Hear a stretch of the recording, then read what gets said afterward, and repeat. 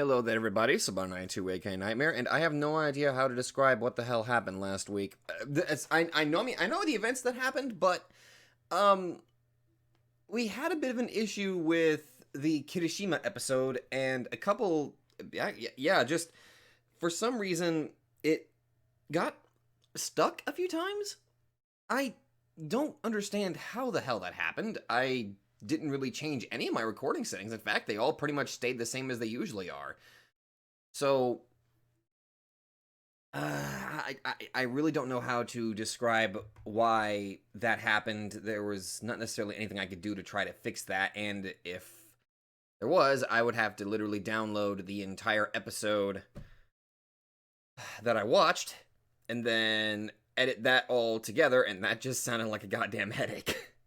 Admittedly. So, ironically, I was planning on just doing 2 episodes this week because I don't want to run into any issues, but ironically, it was recommended that I just do 2 episodes this week, which is good. That doesn't mean we're going to be sticking to that sort of thing, where, I mean, we're obviously going to be having a mixed match of 2 episodes, 3 episodes. There might be at one point we're going to do 4 episodes in a row. That's only if my time will allow, in which case I will try to plan ahead to allow such a thing right now. Also, Crunchyroll, can you please just stop recommending me Burn the Witch? I haven't watched it yet. I haven't even read the manga yet, God damn it! Sorry, that was a little off topic. I've been kind of in a Bleach mood, so I think that's probably why. It's not like I've been rewatching it lately. But anyway, more importantly, how do we describe last week? Well, most importantly, we learned something really fucked up involving Overhaul. We learned basically the ideas of his quirk, which he's basically an alchemist, being able to change stuff from one thing into another, and we discovered that there's the bullets that nullify quirks. He's creating them from Aries' body. And I gotta say, that hero conference was actually it was actually a pretty damn good scene. Normally, I was expecting, this is going to be Mirio and Deku's job they're gonna go try to save Eri by themselves. No, they have an entire organization that's actively like, no, we kind of have to help save this girl. This is serious. That's actually pretty dope. That's actually pretty cool. Kind of really just shows how far Deku has come in terms of being a hero. It's starting off, well, pretty much like every other person, kind of, after he got the quirk, obviously. And now he's at the point where he's actively working as if he's a licensed full-time hero, sort of, you know what I mean? But I'd say definitely the highlight of last week was specifically Kirishima. That, honestly, the Red Riot Unbreakable, that was so fucking cool. Unfortunately, the video got broken, so that, I guess that's technically not entirely unbreakable, which upsets me, honestly. I haven't seen issues like that since I stopped recording on my laptop. Ugh. We don't want to go back to the days of the freaking what was it called? What the hell is that? What's the hell is that program called? PowerPoint? Yeah. We don't want to go back into the PowerPoint slideshow quality shit. More importantly, though, I've been looking forward to this, so let's throw ourselves in, shall we? That poor child definitely needs protection from those bastards. Alright, so how do I describe today's episode? The operation finally commences, and, thanks to Night Eye, they basically got a route to where Eri is being hidden. However, it seems like Overhaul was kind of already prepared for a situation like this, and judging by he's a Yakuza, so it makes sense that they would have a very vast information network. And the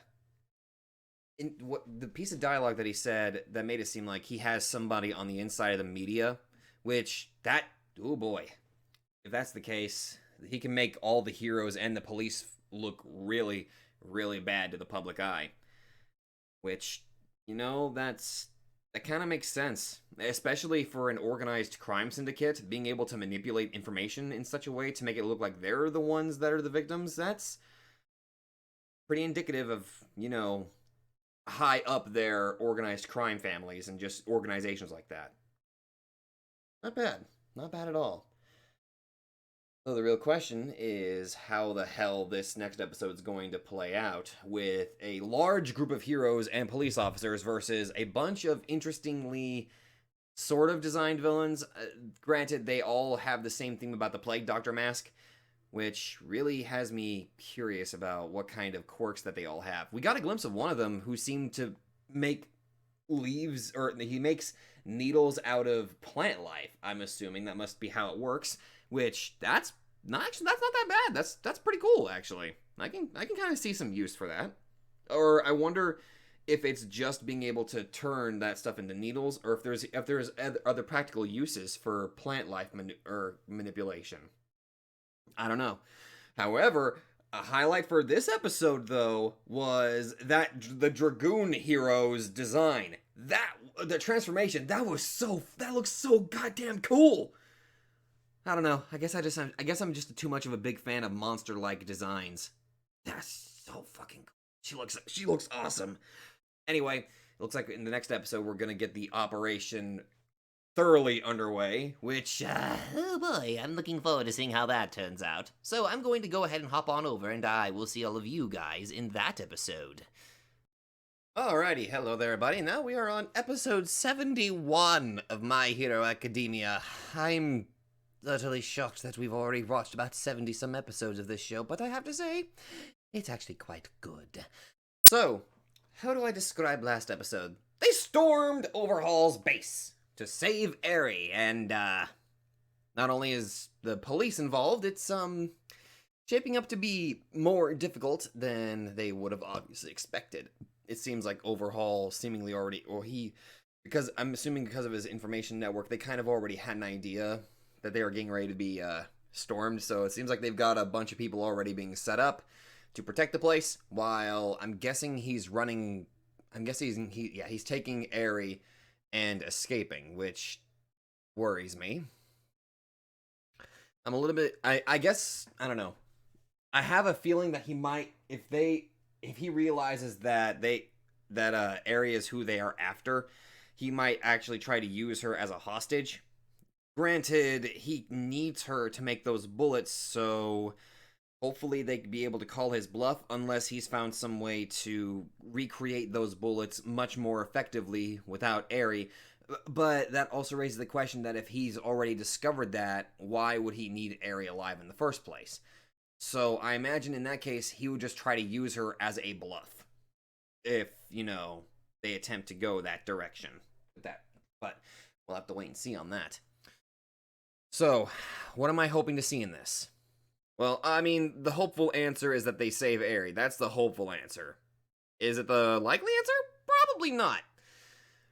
Honestly, it might be a bit too easy if they suddenly were able to save her in this particular episode. But one can certainly hope. And I always tend to have my hopes crushed, honestly.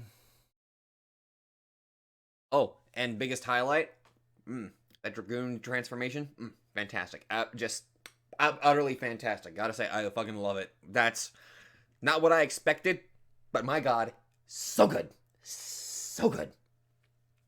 Now I'm just a little bit worried about how the other UA students who are going to be involved in this operation are going to handle themselves.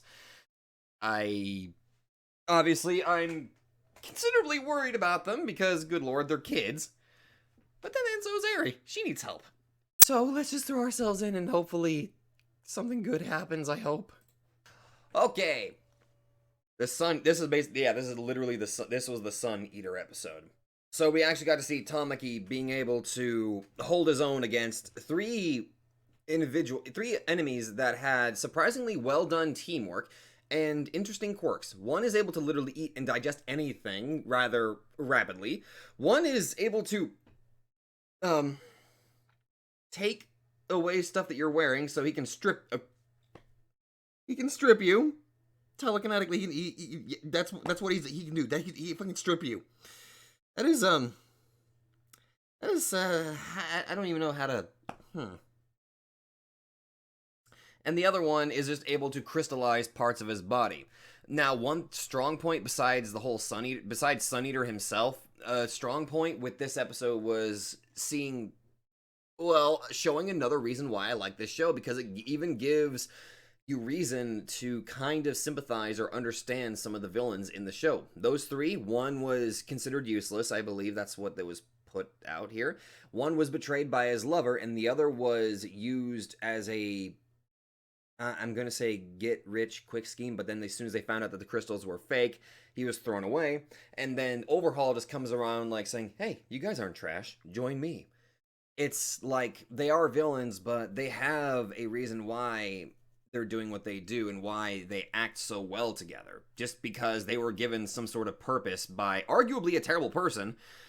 And ironically, this just kind of reminds me of the whole All for One and Shigareki, they're I shudder to call it so much of a father-son relationship. It's, I mean, for crying out loud, All for One just adopted Shigareki just to fuck with All Might, and Shigareki himself almost truly sees All for One as a sort of father figure. I mean, hell, I find myself going back to rewatching those few episodes where All for One and All Might are, battling, and I get to that scene where he's pulled away. You can see the fucking desperation on Shigareki, He doesn't want to, no, please, if I leave you, you're going to get taken away from me. And all that stuff. Like, we know Shigareki has, like, a very twisted sort of adoration, but it's still, like, it's still there. Like, you can kind of understand why. Which kind of worries me. It kind of makes me wonder what would happen if Shigareki found out that All for One didn't really give two shits about him or something like that. That would be... And I don't want to say interesting. I'm just kind of curious. But more importantly, this episode, I just realized I kind of just started talking off on a different subject there for a moment. But I was trying to draw a bit of a comparison here. Those three had very good choreographed teamwork, and seeing how Tamaki went full out, seeing him combine aspects in little Chimera Kraken, that shit was cool as hell. I never would have expected him to actually combine aspects of the stuff that he eats together like that. And that desperation of him eating a crystal, yeah, that was actually very fucking clever. That was really good. Holy shit. Can you tell oh, God. That's cool.